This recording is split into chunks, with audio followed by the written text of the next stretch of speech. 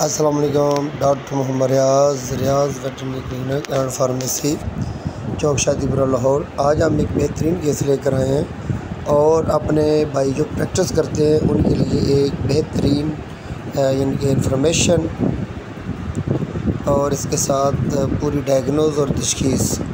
और ये देखिए, हम ये गाय को चेक कर रहे हैं, देख रहे हैं, डायग्नोज कर रहे हैं, मुआयना कर रहे हैं। और मुआयने में हम सारा इनकी हिस्ट्री ले रहे हैं गाय के मालिक से, लेकिन वो हमें सच्ची बातें नहीं बता रहे, सही बातें नहीं बता रहे। लेकिन हमें प्रैक्टिस कर कर के इतना ज़्यादा एक्सपीरियंस हो जाता है कि ये फार्मर की बात ठीक है या नहीं ठीक है। जब हमने बोला कि ये चारा नहीं खा रही, कहते हैं खा रही है, ये कल से छोड़ा हुआ है, ये थोड़ा सा आज खाया है।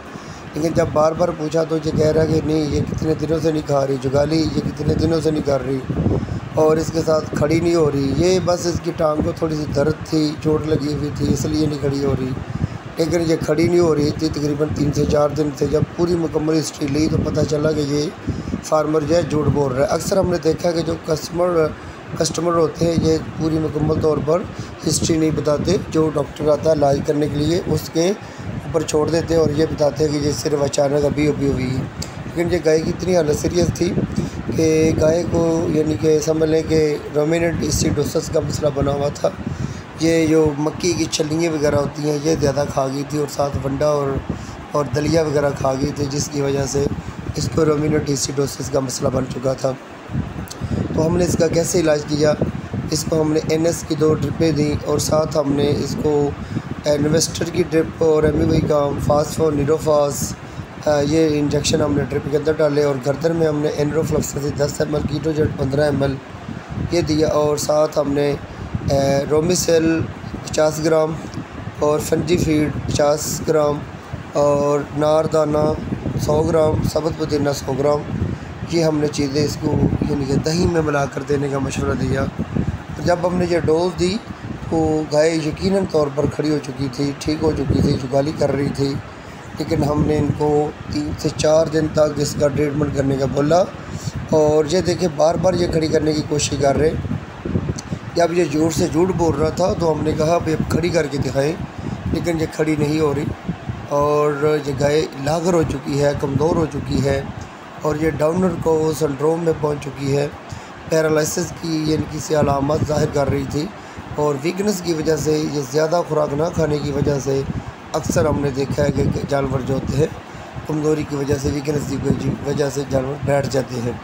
और जब ये जानवर खड़ा ना हो सके तो नीचे से फ़र्श की वजह से, जानवर की ज़्यादा खुली जगह में ना यानी कि रखने की वजह से, तंग जगह की वजह से अक्सर हमने देखा कि जानवर जो होते हैं ना केयर सही करने की वजह से, एक साइड ना चेंज करने की वजह से अक्सर हमने देखा है कि जानवरों को अंदर से जख्म और यानी कि कीड़े वगैरह जो मैगेट्स वगैरह होते हैं वो पड़ जाते हैं, ज़ख्म हो जाते हैं, जिससे जानवर जो होते हैं मज़ीद ठीक होने की बजाय जानवर जिनके लेट और अक्सर एक्सपायर हो जाते हैं। इसलिए कोशिश ये करें कि जानवरों को जब बैठ जाए तो नीचे से जगह को साफ़ सुथरा और नरम जगह रखें और कोशिश करें कच्ची जगह पर रखें और साथ जानवर को लगातार 5 से 6 दिन तक यानी कि फ्लूइड और ताकत देते रहें, वाइटल फोर्स देते रहें, ताकत देते रहें, ताकि जानवर को मुकम्मल तौर पर कमज़ोरी के दूर कर सकें।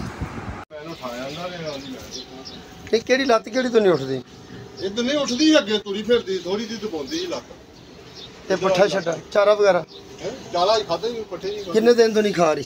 आज ही नहीं खाते, कल से खान रही। मैं सवेरे दर्दां का टीका लाया, टिकलो बैठ ते ਉਹਦੇ ਨਾਲ ਵੀ ਧੌਣ ਸੁੱਜ ਗਈ ਉਹ।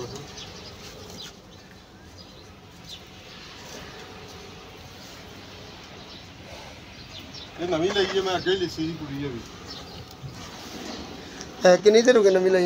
हो गया को महीना सत्ते। पहले किन्ने दिन सही रही? 15-14 दिन बिल्कुल सही रही। खांदी कल पट्ठे खान रही ਸੀ ਚੰਗੇ ਭਲੇ।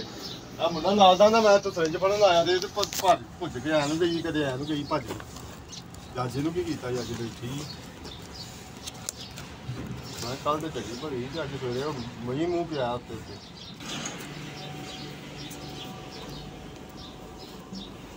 ਕਿੰਨਾ ਕੁ ਲਾਣਾ? ਅੱਧਾ ਕੁ ਕਰੀ।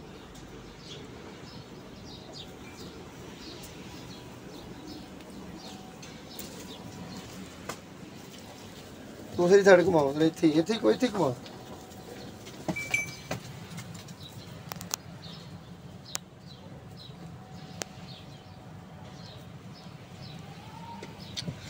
ਗਾਂ ਦਾ ਬੁਖਾਰ ਸਹੀ ਹੈ ਤੇ ਗਾਂ ਨੂੰ ਨਾ ਜਰਾ ਸਾਰੀਆਂ ਲਾਮਤਾਂ ਮੈਂ ਦੇਖ ਲਈਆਂ ਨੇ।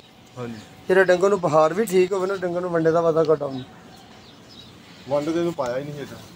ਛੱਲੀ ਵਾਲਾ ਪੱਠਾ ਆ ਛਲੀਆਂ ਦੇ ਪਹਿਲਾਂ 2-4 ਦਿਨ ਪਹਿਲਾਂ ਖਾਦੇ ਨੇ ਡਾਊਨ ਹੋਈ ਮੁਰਗੇ ਛੱਲੀ ਵਾਲਾ ਜਿਹੜਾ ਪੱਠਾ ਹੈ ਉਹ ਵੰਡ ਹੀ ਆ ਜਾਂਦਾ ਹੈ। ਹਾਂਜੀ ਮੁਰਗੇ ਗਾਚਾ ਖਾਦਾ ਉਹ ਤੇ ਗਾਚਾ ਮੈਂ ਜਾਸੇ ਕੁਤਰ ਕੇ ਲਿਆਉਂਦਾ ਰਿਹਾ। ਮੈਂ ਕਿਹਾ ਛਲੀਆਂ ਨਾਲ ਡਾਊਨ ਹੋਈ।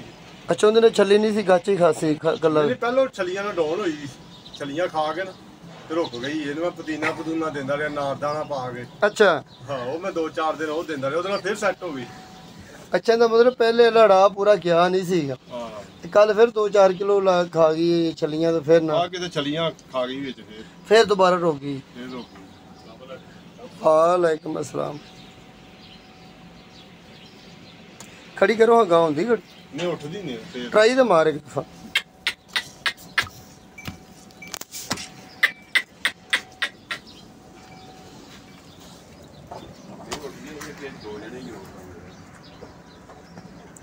ਅੱਛਾ ਗਾਂ ਨੂੰ ਅਸਲ ਮੇਰਾ ਮੇਨ ਮਸਲਾ ਜਿਹੜਾ ਨਾ ਵੰਡੇ ਦਾ ਹੀ ਬਣਿਆ। ਛੱਲੀ ਖਾ ਗਈ, ਵੰਡ ਖਾ ਗਈ, ਜਾਂ ਵੰਡ ਭਾਵੇਂ ਨਹੀਂ ਵੀ ਪਾ ਦੇਣਾ ਤੇ ਛੱਲੀਆਂ ਜਿਹੜੀਆਂ ਉਹ ਵੰਡ 'ਚ ਹੀ ਆ ਜਾਂਦੀਆਂ ਨੇ। ਤੇ ਉਹ ਹੀ ਹੋਇਆ ਕਿ ਪਹਿਲੇ ਕੋਈ ਛੱਲੀਆਂ ਖਾਧੀਆਂ ਸੀ, ਉਤੋਂ ਕਿਹੜਾ ਨਾ ਕੋਈ 2-4 ਕਿਲੋ ਹੋਰ ਖਾ ਗਈ। ਪਹਿਲੇ ਕੋਈ ਪੂਰੀ ਕੋਈ ਨਾਰਦਾਨੇ ਪੁਦੀਨੇ ਨਾਲ ਭਾਈ ਨਾ ਕੋਈ ਸਿੱਧੀ ਕੀਤੀ ਸੀਗਾ, ਦੁਬਾਰਾ ਫਿਰ ਜਿਹੜਾ ਨਾ ਆਊਟ ਹੋ ਗਿਆ ਕੰਮ। ਹੁਣ ਇਸ ਟਾਈਮ ਗਾਂ ਲਾਗਰ ਬਹੁਤ ਜ਼ਿਆਦਾ ਹੋ ਗਈ, ਗਾਂ ਕੋ ਖੜਾ ਨਹੀਂ ਹੋਇਆ ਜਾ ਰਿਹਾ। ਗਾਂ ਨੇ ਲੋਈ ਪਾੜੀ ਤੇ ਗਾਂ ਨੂੰ ਇਸ ਟਾਈਮ ਬੋਤਲ ਸ਼ੋਤਲ ਮੈਂ ਲਾਣਾ, ਟ੍ਰਿਪ ਤੋਂ ਬਗੈਰ ਇਹਨੇ ਉੱਠਣਾ ਨਹੀਂ ਗਾ। ਟ੍ਰਿਪ ਲਾਣੇ ਅੱਲਾ ਖੈਰ ਕਰੇ ਜੋ ਵੀ ਸੁਰਤੇ ਹੋਏ। ਫਿਰ ਇਹ ਹੈ ਕਿ ਜ਼ਰਾ ਖੜੀ ਹੋਣ ਤੋਂ ਬਾਅਦ ਫਿਰ ਨਾਲ ਕੋਈ ਮਿਹਨਤ ਦਾ ਸ਼ਰਬਤ ਹੁੰਦੇ ਨੇ ਉਹ ਪਿਆ ਦੇਣ ਨਾਲ, ਜਿਹਦੇ ਨਾਲ ਕੋਈ ਨੂੰ ਵਾਹ ਲੱਗ ਜੇ ਮਾੜੀ ਚੰਗੀ। ਗੋਬਰ ਕਰਨਾ ਤੇ ਨਿਗਾਹ ਭਜਣਾ। ਗੋਬਰ ਕੱਲ ਦਾ ਕੋਈ ਹਿਸਾਬ ਨਾਲ ਖੁੱਲ ਕੇ ਨਹੀਂ ਕੀਤਾ ਹੁਣ। ਜਦੋਂ ਮੈਂ 3-4 ਪੋਸ ਨੇ ਮਗਰ ਕੀਤੇ ਹਨ ਥੋੜੇ ਉਹ ਜੋ ਨਾਰਮਲ ਸੀ ਕਿ ਸਖਤੇ ਜੈਸੇ ਨਾਰਮਲ। ਸਵੇਰੇ ਨੇ ਕੀਤਾ ਪਤਲਾ ਗੋਇਆ ਕੀਤਾ ਇੱਥੇ ਖਲੋਤੀ, ਸਵੇਰੇ ਖਲੋਤੀ ਪਤਲਾ ਗੋਇਆ ਕੀਤਾ ਉਹ ਚੁੱਕ ਦਿੱਤਾ। ਇਹ ਧੋਣ ਵੀ ਹੈ ਨਾ ਸਾਰੀ ਸੁੱਜੀ ਪਈ ਇਸ ਪਾਸੇ। ਮੈਂ ਤਾਂ ਸਵੇਰੇ ਟੀਕਾ ਲਾਇਆ, ਮੈਂ ਤਾਂ ਸੁੱਜੀ। ਤਾਂ ਤੁਸੀਂ ਦੱਸਿਆ ਡਿਕਟੋ ਲਾਉਣ ਦਾ ਟੀਕਾ ਲਾਉਂਦੇ ਨੇ ਕਿਲੋ ਬੈਡ ਦਾ ਟੀਕਾ ਲਾਇਆ। ਚਲ ਮੈਨੂੰ ਡ੍ਰਿਪ ਲਾਉਣਾ ਅੱਲਾ ਖੈਰ ਕਰੇ।